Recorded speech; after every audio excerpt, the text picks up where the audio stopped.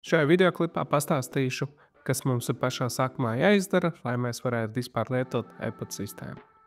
Sākumā mums ir jālejuplādē Google Chrome, iet iekšā savā pārlūkā esošajā, vai varbūt jau viņš jau ir instalēts, un lejuplādējam Google Chrome. Rakstiet Google iekšā Google Chrome un lejuplādējiet. Un atceramies, ka e-pasta sistēma strādā tikai ar Google Chrome. Tālāk, kad jūs esat viņu instalējuši iekšā, jūs iet iekšā Google, rakstiet Etsy e-pasta. Parādīsies Google Web Store links.